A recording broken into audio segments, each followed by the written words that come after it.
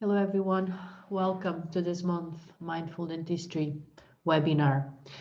And before we start, let me just bring some context and introduce myself to the ones that are new here.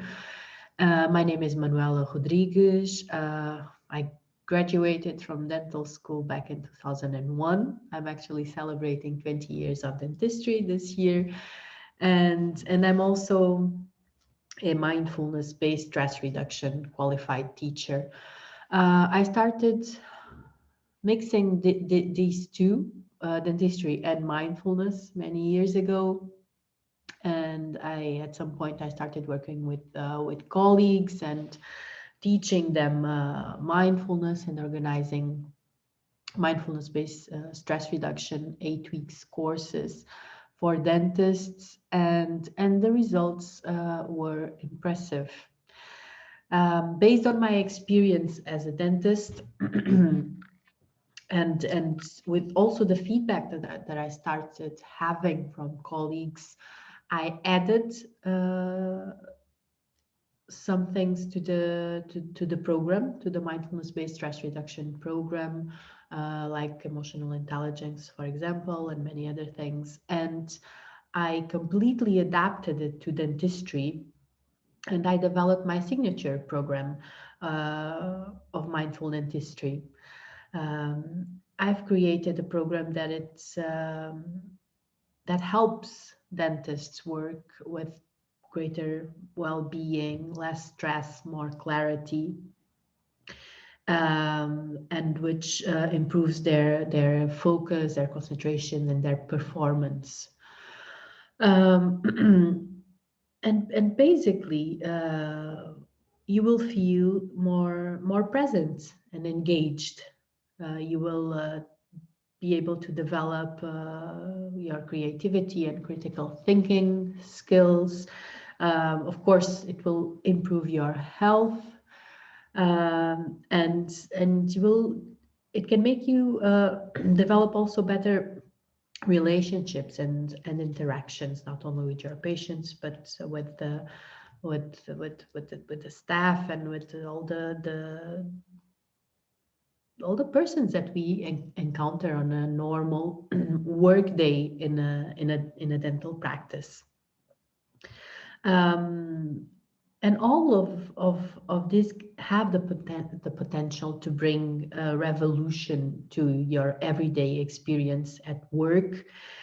And um, it has also the ability to take your dentistry practice to the next level. I'm sorry, my throat is a little bit sore. Been doing a lot of speaking, Zoom speaking lately. So I hope you can fully understand me.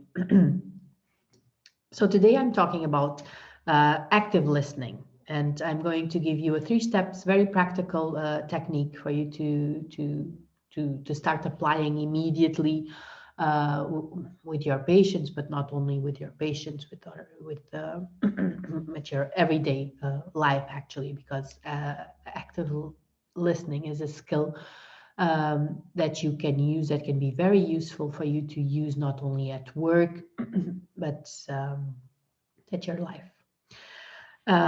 Active listening or mindful listening, they are both the same thing. And I'm going to explain why later, but I just want you to keep this in mind, because sometimes I talk about active listening, sometimes I talk about mindful listening, but they are both the same thing and they mean the same thing, which is the ability to be able to be fully present and engaged when listening. But I'm going to give you the definition further ahead and explain why they are the same. I just want you to have this in mind. But I also want to tell you that mindful listening is a skill.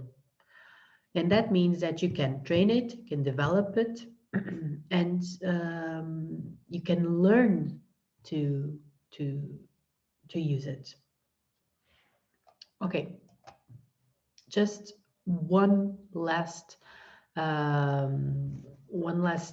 thing that I want to tell you, in order to bring some context here also, and um, and why I think this active listening or mindful listening is so important, because of course we all know that we have to listen to our patients, right? That's something that we don't need someone telling us that. Um, Me personally, and the approach that I have is, mindful listening or active listening are part of the 7 qualities um, that that I consider to be essential for an emotional intelligence dentist. And those qualities are self-awareness, assertiveness, compassion, courage, influence, the ability to tell people what they don't want to hear, but they need to hear in the right way. And this is linked to assertive communication and with compassion and active listening. So these are the 7 qualities that you need to develop to become an emotional intelligent dentist. And if you think that emotional intelligence is not for dentists, well, think again, and it's time for dentistry to start embracing emotional intelligence. Um, there are studies that prove that the emotional intelligence is the strongest predictor of high performance in all types of jobs. For me, it's a future of work, and is linked to not only to star performance but also to business success, and to relations success. And if you think about it, dentistry is all about relation. It's about you building a relation of trust with your patient. Emotional intelligence is nowadays is talked to in every company, to every CEO. Why don't we talk about it in dentistry as a fundamental skill for the dentists? We spend our days, um, not every day, that's a good thing, but sometimes most of our days in fight flight mode, with an overstimulation of our sympathetic nervous system, reacting to whatever the days throw that at us, and reacting to emotions. And I'm not talking about patient emotions here. I'm talking about your own emotions. Um, and and this is actually the key for stress management in dentistry. But okay, that's another totally different subject. Um, but I just want you to have this notion that emotional intelligence belongs in the dental practice. Emotional intelligence can be developed and reinforced with the regular mindfulness practice, because the core of emotional intelligence is actually mindfulness. It's awareness and presence. And if you already know me, and for the ones that are new here, this is what I believe in, and this is what I fight for.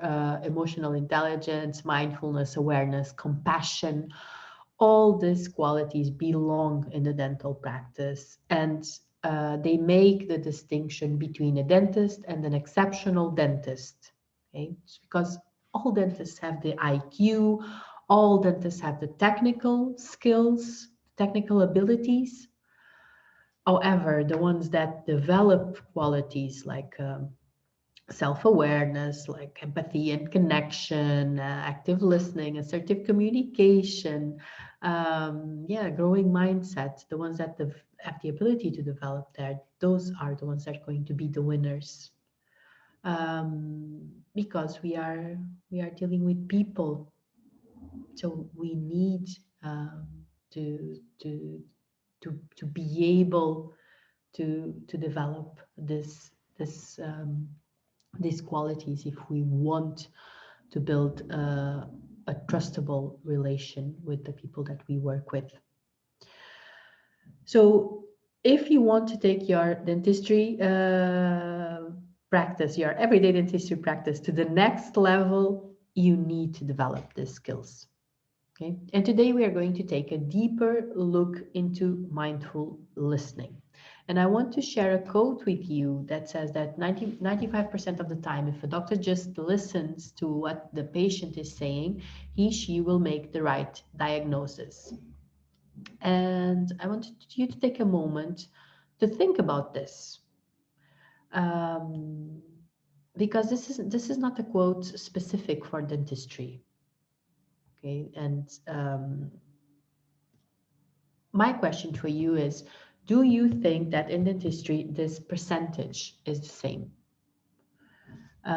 Because in dentistry we have the clinical examination, and of course in all fields of medicine there is the clinical examination. I'm not saying otherwise.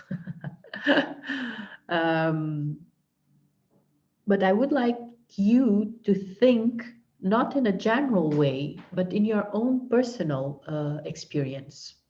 Do you think that if 95% of the time you just listen to what the patient is saying to you, that you will make the right diagnosis? What is your experience with listening to patients? Does it lead to to a diagnosis? That does it have an importance to the diagnosis? Listening is crucial. In dentistry, I think in everything, but of course we are talking about dentistry here. But I would say, yeah, especially in dentistry, because you have to develop this relation of trust with your patient also. Um, so listening is a very important part of the communication with your patient. And communication skills are important, of course, in and out of the workplace. Having the ability to clearly communicate instructions, idea, concepts. This can help you find concept as a dentist. And with practice, anyone can develop their communication skills. So one of the most critical skills in an effective communication is active listening. And in medicine and in dentistry, active listening is very, very important for two things. Because first, build, it will open the door for you to build a relationship of connection and trust with your patient. And the second reason is that it will lead you to the right diagnosis. So why is active listening important? Why is listening important? And there are very clear benefits of active listening. And if you practice this kind of listening, you will, of course, already spoke about this. You'll build connection and you'll build trust. Okay, not others will feel comfortable sharing information with you. If you are able to show your ability to sincerely listen to what others have to say, people will be more interested in communicating with you on a regular basis. And of course, this will open up the opportunities for you to work with that person and for you to get your work done in a much quick way.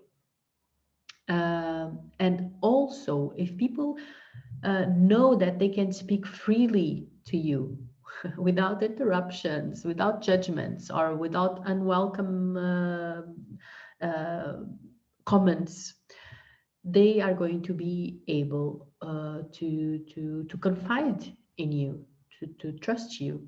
And this is especially helpful when you meet a new patient. Okay, so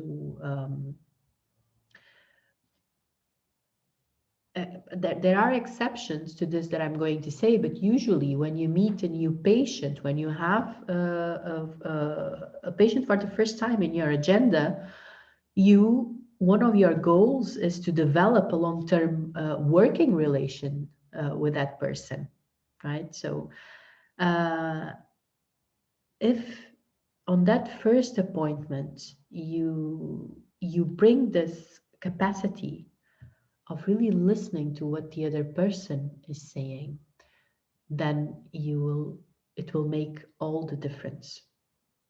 And you will build this connection and you open the door to a trust relationship to be developed. Of course, it will help you also to identify and solve problems. If when you really listen, when you really are listening to others, you can detect the challenges and the difficulties that they are facing, and this has to do with the diagnosis, but has to do with much more also.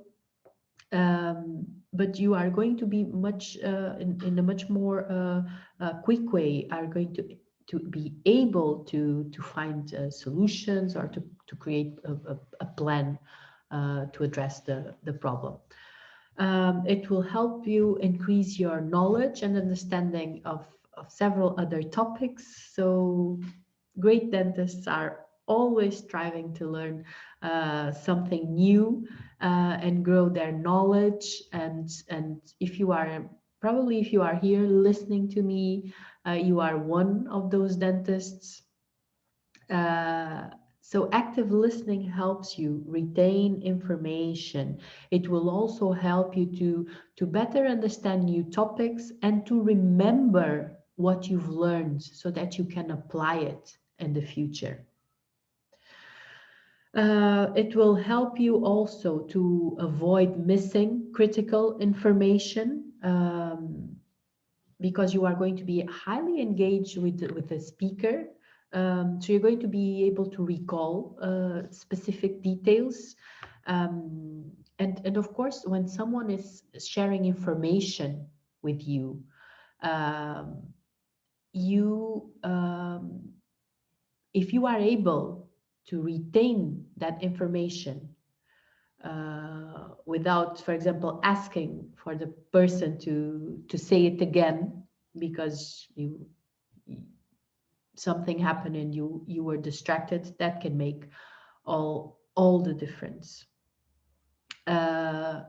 Because if you're going to if you're going to be able to listen uh, when someone says something new information for the first time, then if he feels that he's being listened to, then he will continue to share more details, and that can make all the difference. Again, for example, in a diagnosis, but not only in a diagnosis.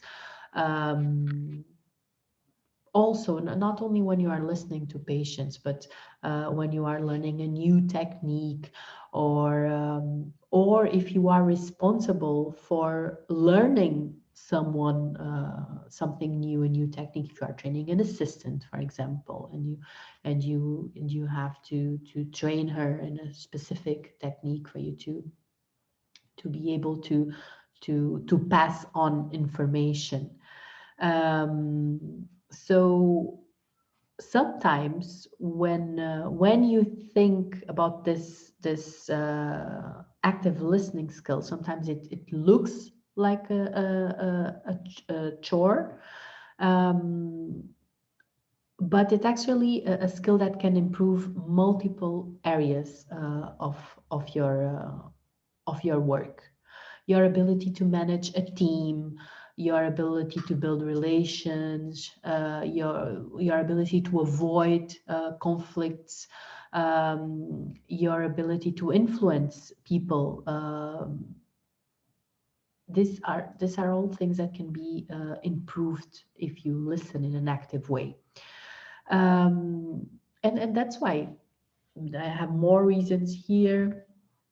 It all boosts dentists' morale because patients feel they are appreciated and listened to, and when they feel this, they will let you know for sure. but but yeah, active listening is an important skill to master. And it what happens is that it takes you from whatever is going on inside your head, and it takes you from there to the ideas and emotions that the speaker is sharing, and you can use this information to respond better. So what you actually are doing when you are listening in an active way is that you are collecting new data. Because if you are just when someone is speaking, if you are just on your own head, already thinking about what's saying next, or already thinking about uh, what you're going to do next, or what you're going to explain next, um, you are not accessing any new data. You are just accessing your own thoughts. Um, so you can use this new data, this information, to respond better. And the reason why we speak in active listening is because there is other way for you to listen, which is passive listening.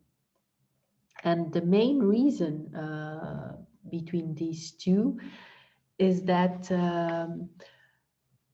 when unlike passive listening, you are fully again engaged with the speaker, right? So um, and you have this ability to focus completely on the speaker, but not on only on that, the you are focused also in understanding their message, right? Comprehend the information, and also to respond in a thoughtful way. So there are several components here. And unlike passive listening, which is the act of just hearing someone speaking without retaining their message, this highly valued interpersonal communication skills ensures that you are able, not only, of course, to engage, but to recall specific details without the need of the information to be repeated. Um, and and for you to be able to do that, you have to know certain verbal and non-verbal techniques to show the speaker that you are interested, that you are listening, that you are present, and of course that to show that you are keeping your attention on the speaker. So not only supports your ability to focus, but you you you can also ensure the speakers that you are fully present and engaged in what he's saying. Um, So instead of thinking and rehearsing mentally what you might say when the speaker is done, an active listener carefully considers the speaker's words and commits to to retain the information. So there's actually a commitment here. There's actually an intention here.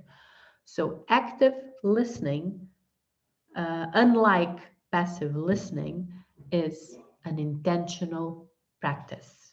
And this is the main reason. Um, of course, if you want to improve your listening skills, then you have to practice it because this requires practice. We are not used to listen in this way. Uh, and you have to make this conscious effort to hear not only the words that the other person is saying to you, but more important, the complete message that is being communicated.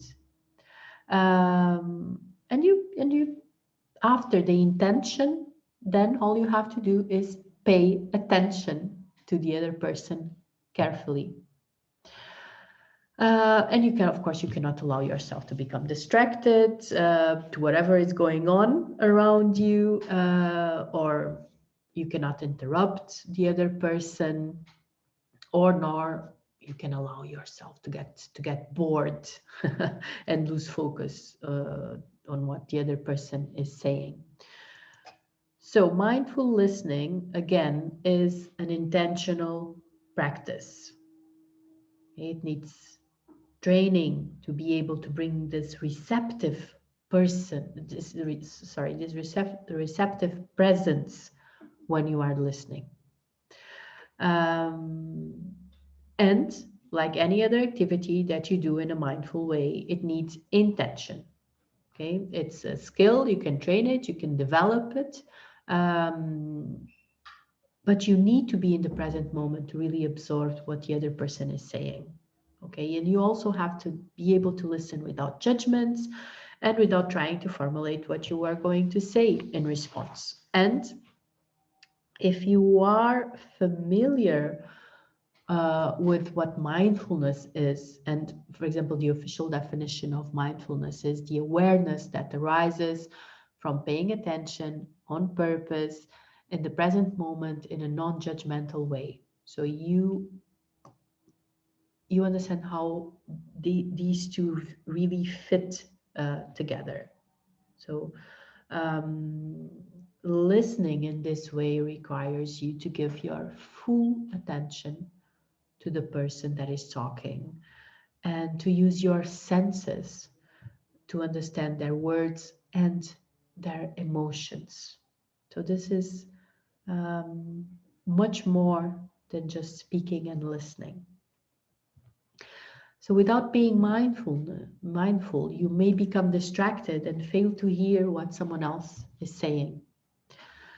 Uh, and there is research that suggests that we only remember 25 to 50% of what we hear. And that means that when you are talking to your patients, your colleagues, assistants, or even your spouses or kids for 10 minutes, they pay attention to less than half of the conversation. And turn it, and what you will also find that uh, when you are being presented with information, you are not hearing the whole message also. So after you finish watching this webinar, you probably paid attention to less than half of what I've said. And probably much less than half, because 25 to 50% is in 10 minutes. So if we take it to 45 minutes, 1 hour, the probability decreases much more. So you hope right? That the important part is captured on the 25, 50%. But what if it's not? So the goal of mindful listening is to help you stop your running thoughts so that you can hear the message that is being shared with you. And so in order for the speaker to feel understood, and in order for you to be able to bring a better response, a response that serves you better and that serves the speaker better. So it is important to allow yourself to have the time to really listen to what the other person is saying. And that's what we are going to talk now. How to become a mindful listener, how to become an active listener. And I'm going to give you some of these techniques, some tips for you to start applying um, in order to listen in a mindful way to your patients. Okay, so first, intention. It is an intentional practice. And that means that before a consultation even starts, you have to set the intention to listen mindfully to your patients. Remind yourself that this is your time, right? And you are giving it to someone. Yeah? You are giving your full attention to someone, but that someone also is giving his time or her time to you. So, in this intention, you also bring some respect for that. And after you set the intention, then all you have to do is to be present, right? And for you to be able to be present, when you listen, your focus is going to be on the person, right? In this case, on your patient. So you should do it without distractions and try to simplify your surroundings. Okay, so no interruptions and no phones ringing.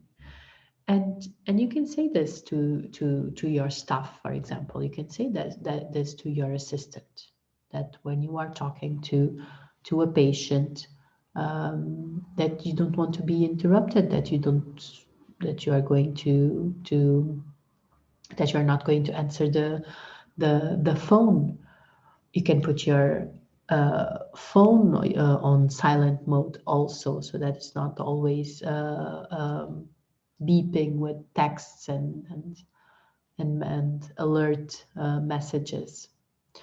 Um, so and this can be this is very simple, and it can actually be done, and it has results.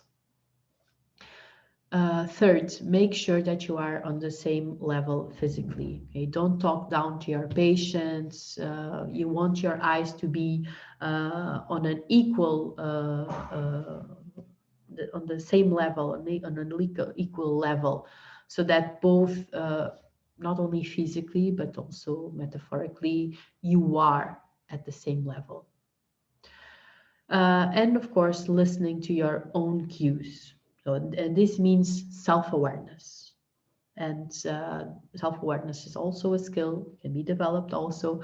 And these are thoughts, feelings, physical reactions that we have when we are listening to someone, and they are all absolutely normal. But if you are aware of these, then you have the ability to not let them block ideas and perspectives. So when when you are listening in a mindful way, you are more aware of your own cues, okay? And you can allow yourself not to be, not to let them block the communication. Now, the non-verbal active listening skills and strategies, if you want to call it strategies. Nod and smiling actually work the same way, right? So if you offer the speaker a simple head nodding, um, it shows that you are understanding what they are saying, right? It's a supportive cue, and doesn't necessarily communicate that you are agreeing with the speaker, only that you are able to process the meaning of the message. So this will let the speaker knows that you are interested and in what they are saying, and that you believe that what they are saying has value. Okay? The same thing as smiling. Smile encourages the speaker to keep talking. Okay. Um, However, like the nod, usually a smile communicates that you agree with the message, right? That you are agreeing with what the speaker is saying, or that you are happy about what they are saying. Okay, so um, so this is the main difference between a nod and a smile. Um, However, the smile has the advantage that it helps also to diffuse any tension and to ensure that the speaker feels comfortable. So if you are agreeing with what someone is saying, if you are happy about what they are saying, then of course, if you smile, the person that is speaking will feel automatically comfortable, more comfortable. And again, it will let them know that you are interested in what they are saying and that you believe that what they are saying has value. The third strategy is to avoid any distracted movements. If you are able to remain still, it will communicate focus, right? And if you avoid movements like glancing at your watch or at your phone, um, tapping a pen, or starting preparing the material while the other person is speaking, this can make the speaker feels frustrated and uncomfortable. Also, if when someone is speaking, you are exchanging verbal or non-verbal communication with others, it's the same thing. Okay, so if you are able to remain still while listening to someone, this of course will let them know that you are fully engaged in the conversation and you are interested in what they have to say, and that you believe that what he or she has to say have value.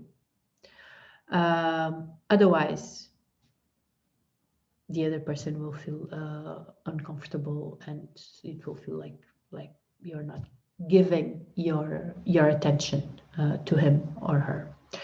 And the last, to maintain eye contact. So always keep your eyes on the speaker and avoid looking at other objects or other persons in the room. Of course, you don't have to really look in the eyes. That's not what I'm saying. Just be sure to keep your gaze natural.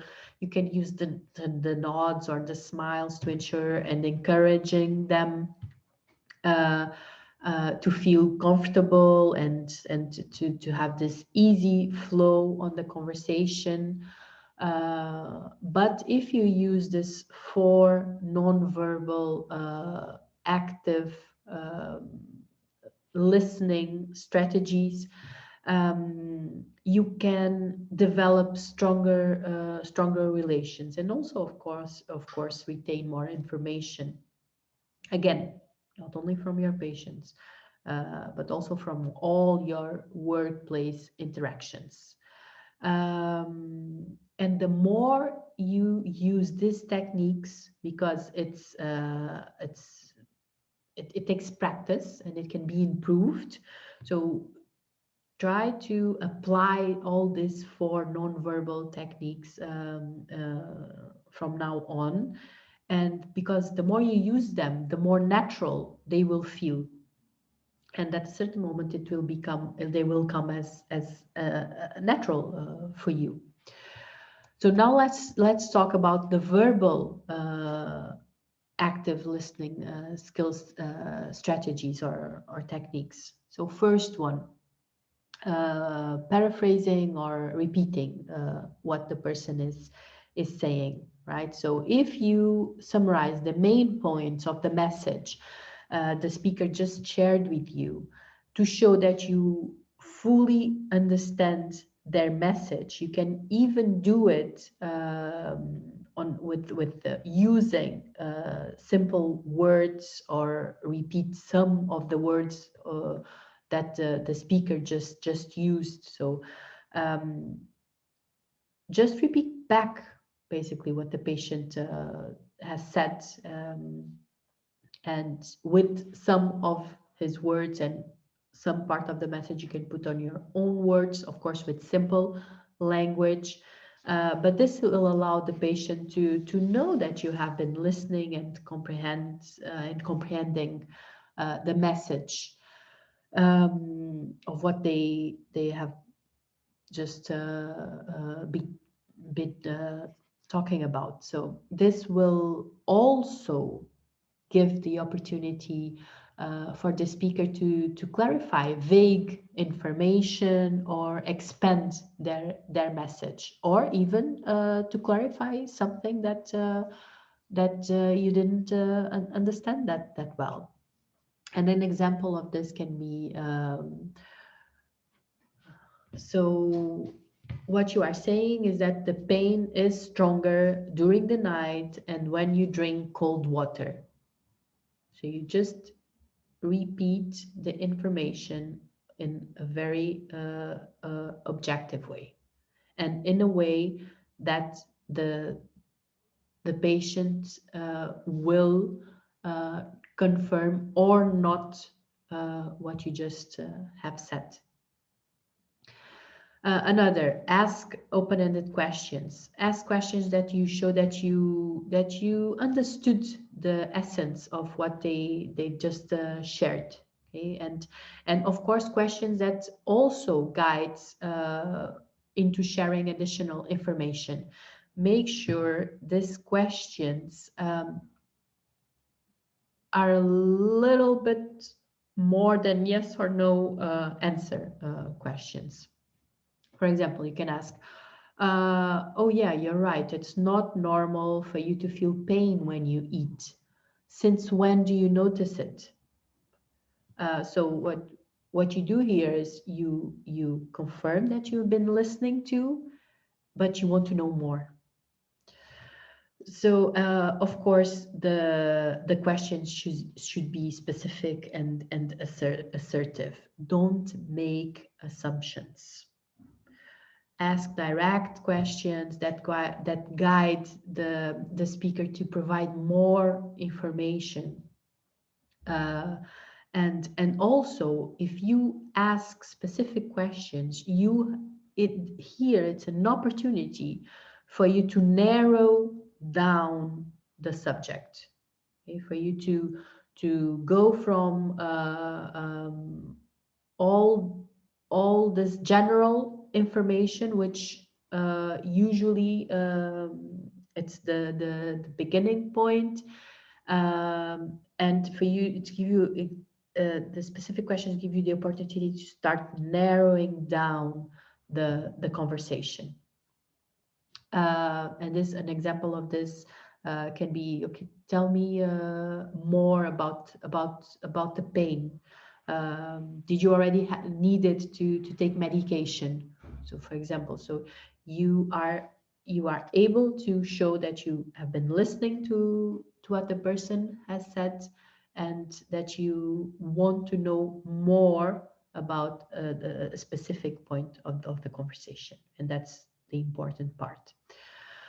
More, use short verbal affirmations, okay?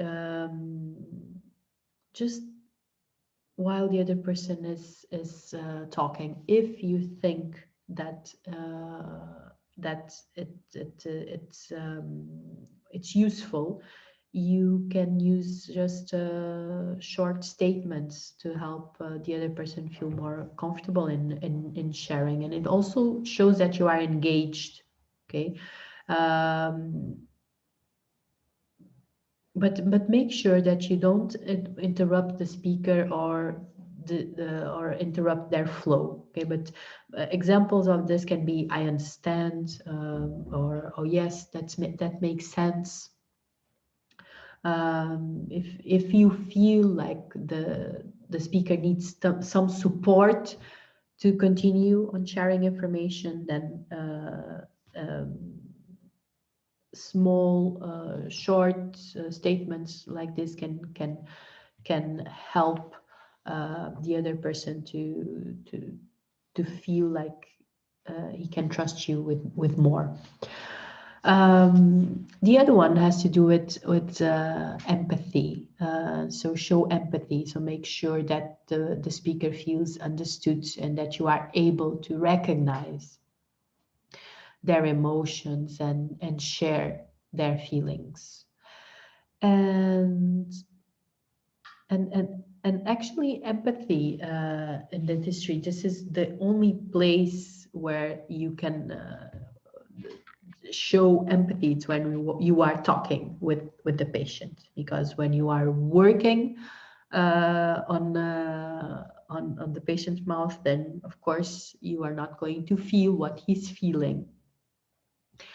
But actually when you are speaking and when you are listening, not also when speaking, you can say, for example, like, I'm so sorry that you are dealing with this situation or with this problem. Let's find ways to that I can help you with. I can help you with what you are feeling. And this, of course, will show that you are able to connect with the speaker in an emotional way, that you are able to understand their emotions also. And this can make all the difference. Another way is by sharing similar experiences, and you can discuss comparable situations, and this will show the speaker that you interpreted the message in the right way, but also can assist in building relationships. If you have a shared problem, if you provide the input from how you solved similar challenges, of course this will be valuable information for the speaker. And for example, you can say something like, oh yeah, I also wore braces, and I had a very difficult time at the beginning also, but it's just the first day, then it gets much easier, and I felt completely comfortable using them throughout the process. Of course, you don't have to use yourself as an example, if you can provide information of other cases that you solved and the patients, etc. But sharing similar experiences really show the speaker that you understood the message in the right way. And last, recalling previously shared information. Try to remember key concepts, idea, or critical points that the speaker shared with you, in this case, the patient.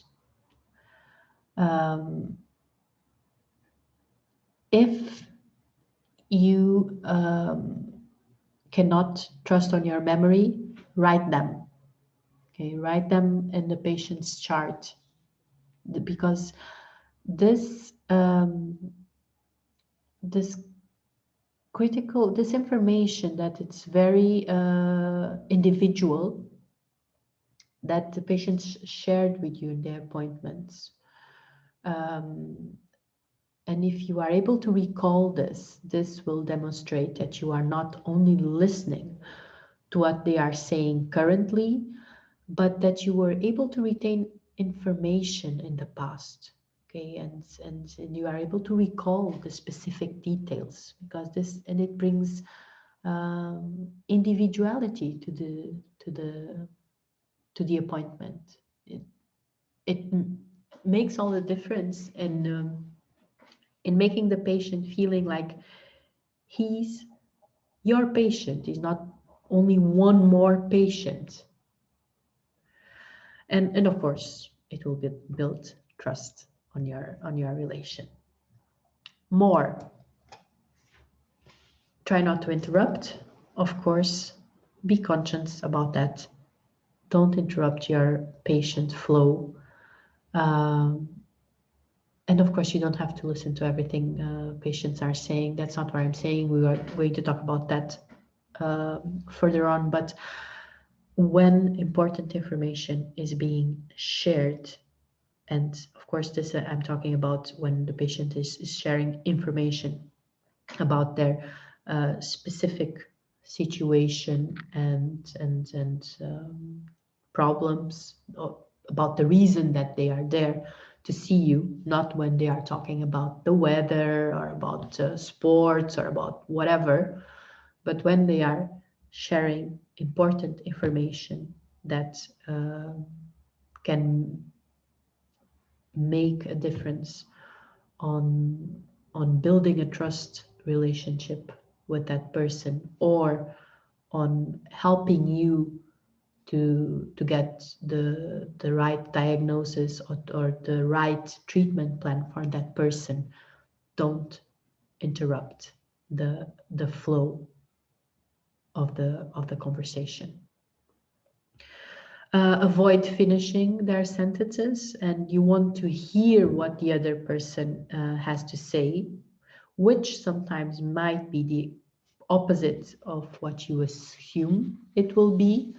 So please, as much as you think what the other person is going to say, let him or her say it. Don't finish the sentence. And of course, pay attention to the other person's tone of voice and body language, not only to the words, but also to the body language. You know, if the hands are open or closed in tension, if he has the need to grab the chair, if he's speaking very fast and loud. All of those details are also data, they are also information, and they can also help you to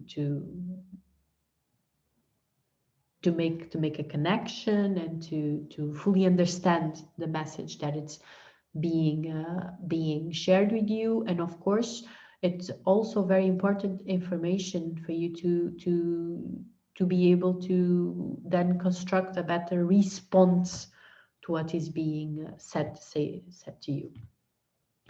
And last, the response part. Take a few seconds before responding. Okay, I'm not saying about taking a big break, but just take a pause of a few seconds before responding, and really use this time to absorb what the other person has just shared with you, really without any judgment.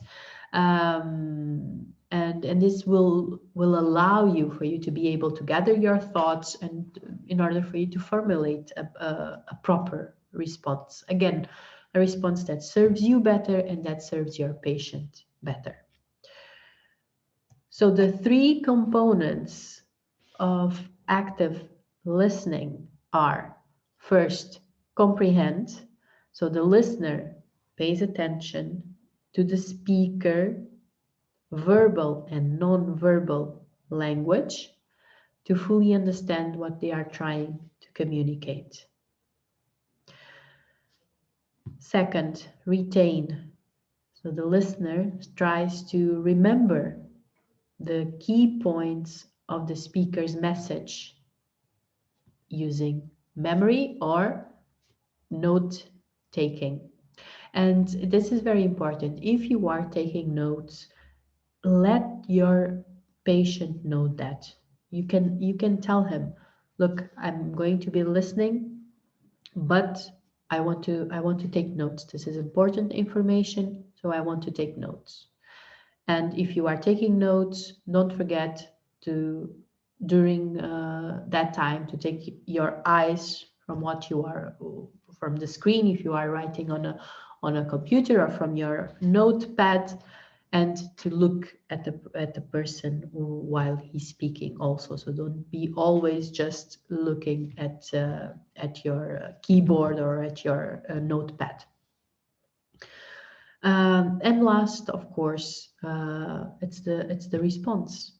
So you respond to the speaker to confirm your understanding of their message, okay? And to go further on your discussion on the subject. But this only happens if you are able to analyze and remember what the speaker just told you. Okay? And that is the component 1 and 2, comprehend and retain. And remember, it's important to allow yourself to have the time to absorb everything that the other person is saying, and we want we want to respond, right? We want a conscious choice and a conscious decision that serves our patient better, that serves us better, not a mindless reaction. So we want to be able to respond in a more skillful way. So I'm going to share with you a simple 3 steps strategy or technique to help you develop your potential to listen well. And you can start to apply this strategy. And what I usually invite you to do, the challenge that I usually ask dentists to do after I teach them this technique, is to choose one patient during your work day, one patient just a day, to practice this 3 steps technique, okay, to listen and to develop their active listening capacities. So just one. If you are watching this tomorrow, during your practice, choose just one patient and try this technique. And the first step is to set the intention. So I already talked about this. So it makes a really big difference to enter into a conversation with someone. into an engagement with someone with this conscious intention to be present, to listen. So before a consultation even starts, set the intention to listen mindfully to that patient. Okay?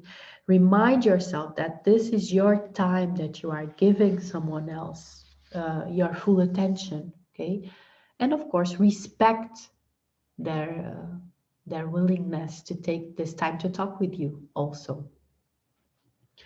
Sorry. So the second step is self-awareness. So is this capacity for you when you are engaged in with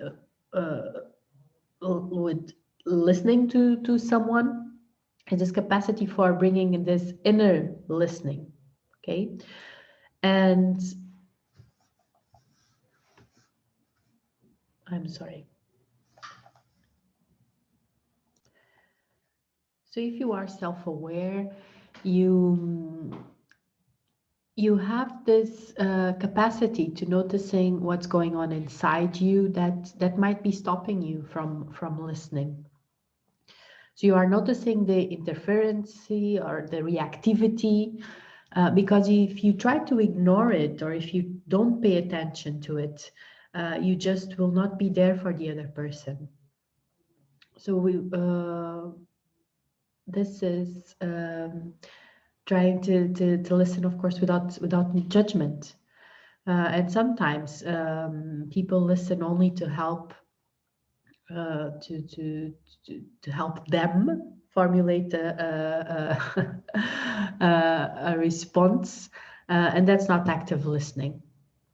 Listening with your full attention means that you're going to be able to remain neutral and not forming any opinions on what the speaker is telling you until they finish talking.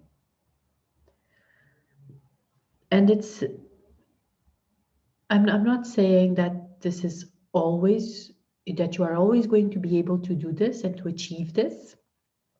It's I mean, you cannot help to sometimes feel in a negative way towards another person idea. But if you are aware of that, then you don't let yourself focus on those feelings for too long.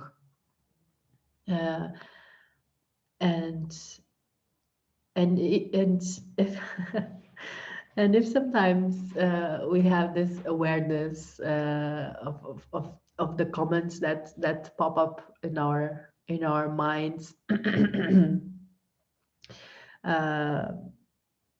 we will be able to notice that those comments or those thoughts can compromise the not only the act of listening but also the relationship that we are trying to develop with someone, in this case with the patient. Okay. So if you are listening to a patient and inward your mind is saying, yeah, of course you have pain, you don't wash your teeth. So if you are doing that, then you are not really listening to the person, and you are not going to respond to the person from a place of empathy or compassion.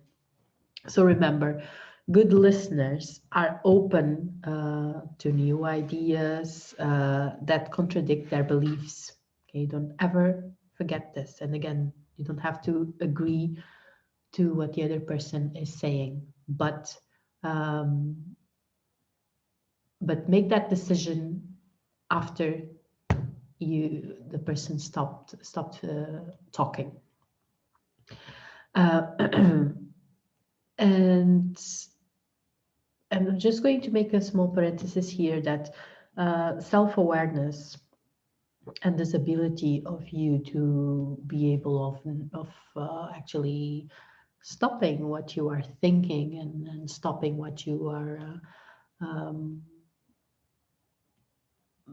because it might come from a place of you trying to help the other person, of course, to find ways of helping the other person. But if you are busy in your mind finding those ways, you're not going to be listening to the other person. So, but this self-awareness is not always easy, and also it takes time and it takes practice.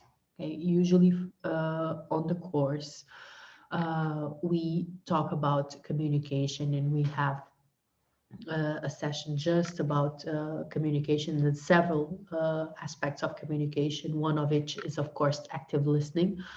But you already developed self-awareness, okay? So you already start to develop this other skill that is self-awareness. You already start training it.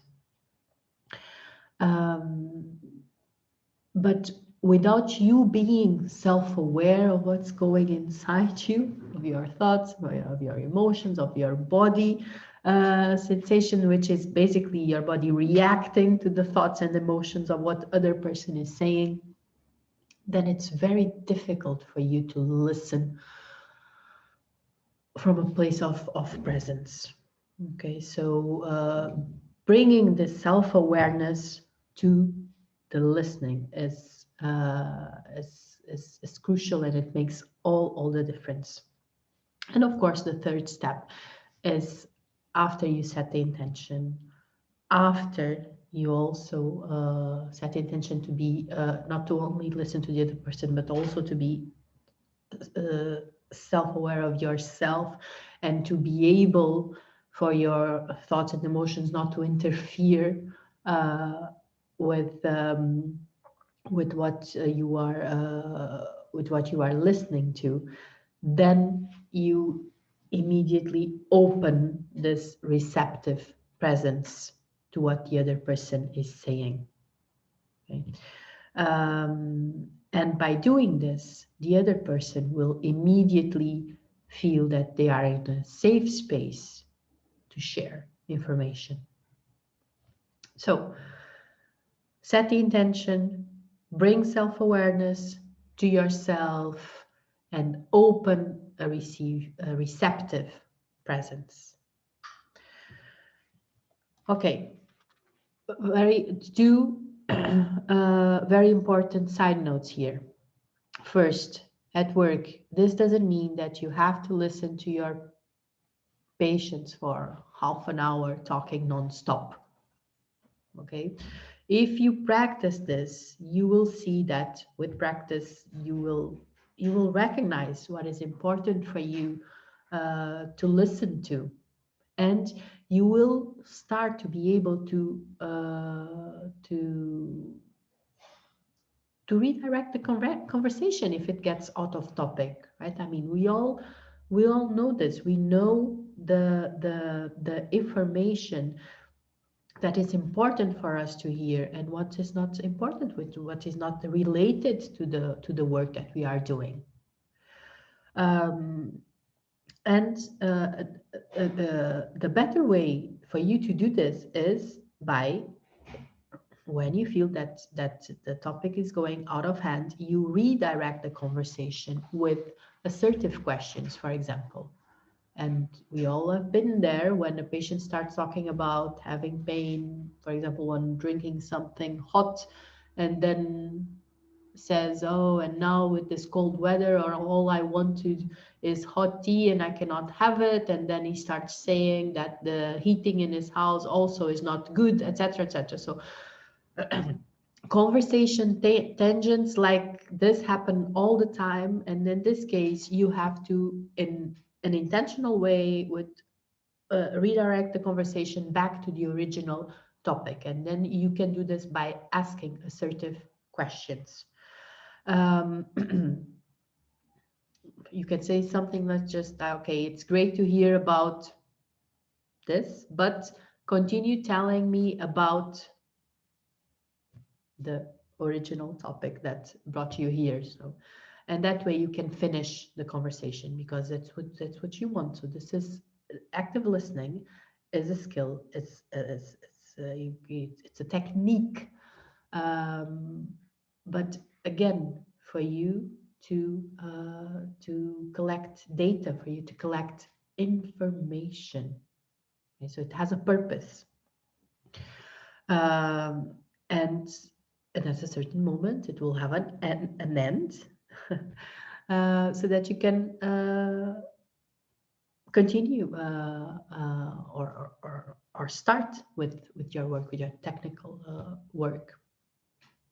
Um, and this conversation tangents, we have it all the time. I mean, in personal life, for example, when you are catching up with a friend, uh, okay, it doesn't have any it's nothing wrong with that, but it has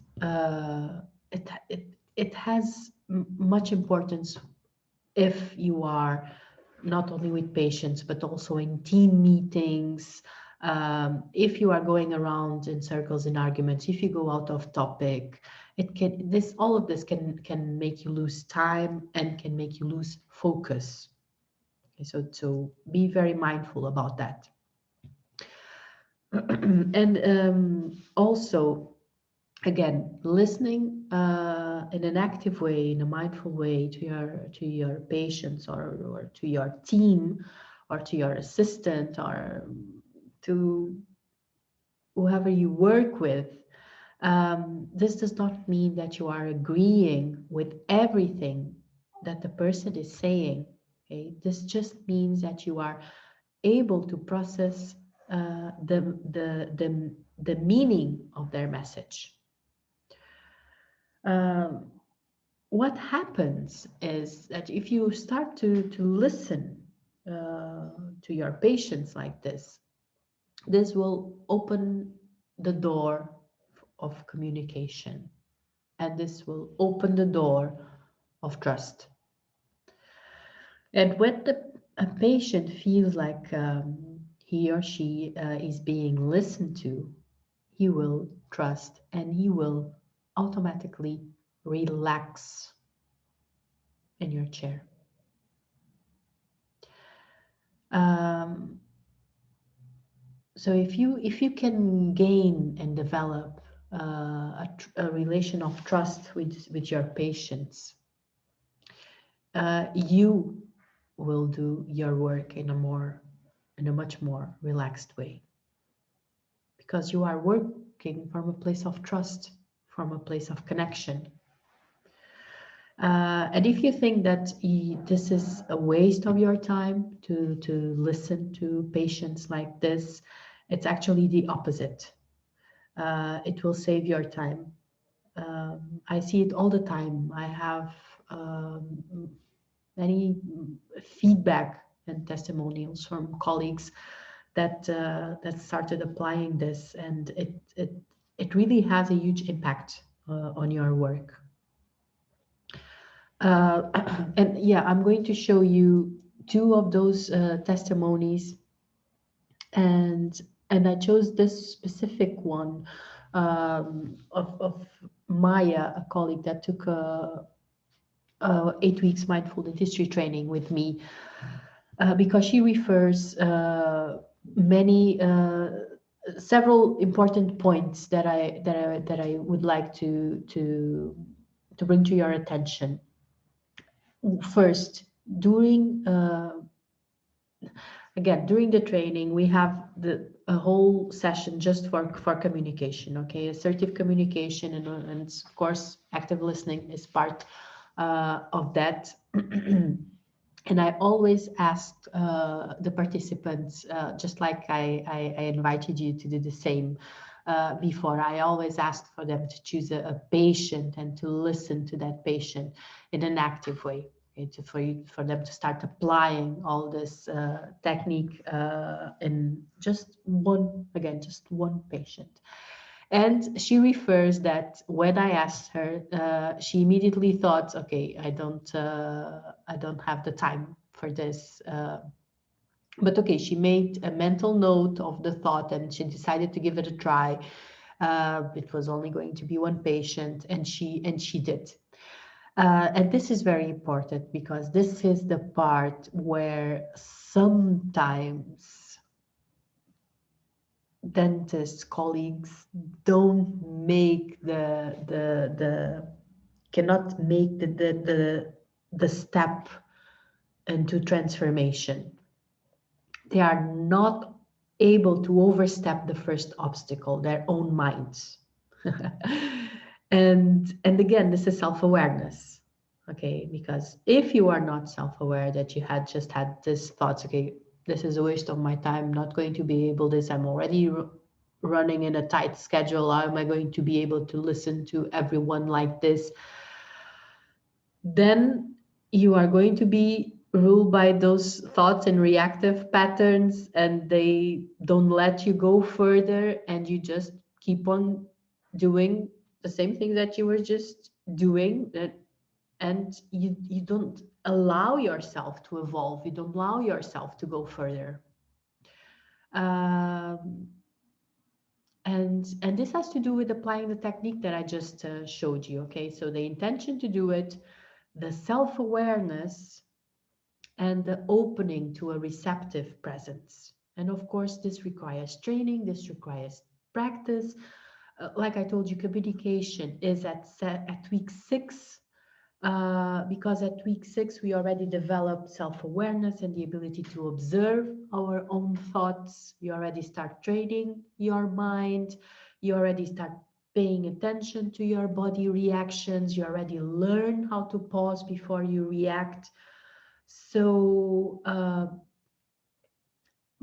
you already are familiar with all this concept and you already start applying them and training them. So all of this will come in a very natural way when you reach week 6, and but even so you will have these thoughts. But if you are able to overcome this and take a different step, then you will apply it. Okay, and then she talks about intuition, and this is something very important. So you always know what is best for your patients, and she said uh, she chose this person because she felt that she had to listen to this person, and she said, okay, this is, I'm going to apply this with this patient. So she brought the intention to do it. Okay, what happens if you work from a place of disconnection, if you work from a place of hurry, from a place of reaction, we don't listen to that voice that says you have to listen to this person. You have to take the time to sit and really listen to this person. What that this person has to say will make a difference during disappointment. Or you might listen, but you don't trust it because you're not used to trust it, and you are used to do things in a different, in a mindless way. So when you work from a place of insecurity, or fear, or when you work from a place of disconnection with yourself and your values, then you're not going to be able to apply any of this. But when you work from a place of presence, grounded, aligned with your values, aligned with what is your intuition or certainty, because we all know what is best for our patients. But when you work from this place, you will avoid frustration, both from you and from your patient. And again, this all is taught and required training and practice, and why this is why the course is 8 weeks long. And the result here specific for this patient was that, and she says, I sat, listened, and something magical happened. From that moment on, I was able to work in a more easy, rapid, and comfortable way. No more reflex. It's like he finally trusted me, and all his body felt that. And again, I listen to this all the time. I have this feedback all the time.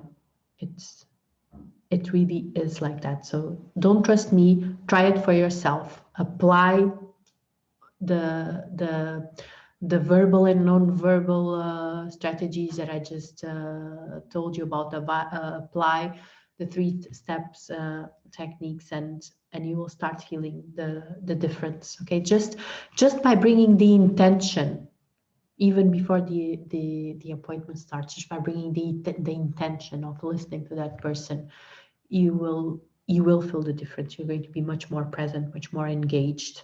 You will feel the difference. And by bringing the intention not only to listen, but to listen without judgment, to listen without the purpose of giving the proper answer back. Just listen. The response will come. Just listen. Okay, the second testimony that I want to show you, it's from another colleague, Nina. She also did the mindful dentistry training with me. Nina did it last year, and she mentions another very important aspect that I also have very good feedback on, that I still have plenty of energy after work. Okay. Every time this patient came, I used to feel exhausted afterwards.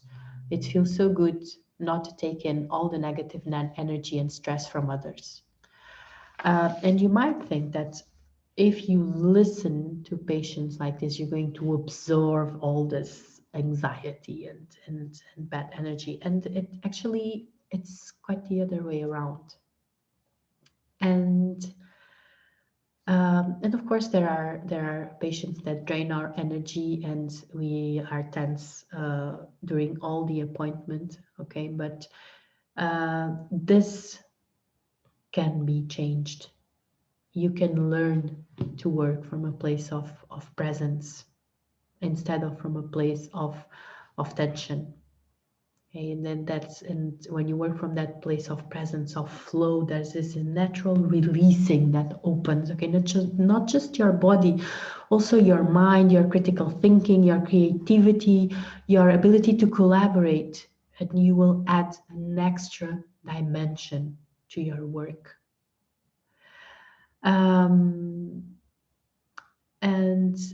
And what happens here is that you are able to experience the situations for what they are. Okay, not adding an extra layer of frustration, judgment, tension, fear, insecurity, stress, but just the situations for what they are. And you will not feel exhausted afterwards. And again, try it for yourself. Don't trust me. Try it for yourself. And last, I want to thank you for listening. I hope that you can take the 25–50% of the most important things here. And I really hope that you can take something from here, even if it's just the intention to set this intention to listen to your patients from a place of presence. So that's the intention, to really listen, not to interrupt, not make judgments, to not trying to be aware of your thoughts, not let them stop you from really listening, and to be able to bring this receptive presence when listening to patients. And if you want to know more about mindful dentistry and about my mindful dentistry training, you can go to my website, mindfuldentistrytraining.com, or you can send me an email. You have my contact there. You can book a free discovery session if you have any doubts, or if you are questioning if the training is for you or not. Uh, and but I really hope my main goal here is to take this tools. These are simple things. They need practice, they need training, but they can be done, and these are simple things that can make all the difference during your workday. And we all know that as dentists, our days can be very challenging. So if we can have this simple and practical strategies to make our day easier, uh, that can make all the difference. So thank you for listening, and I'll see you on the next webinar. Thank you.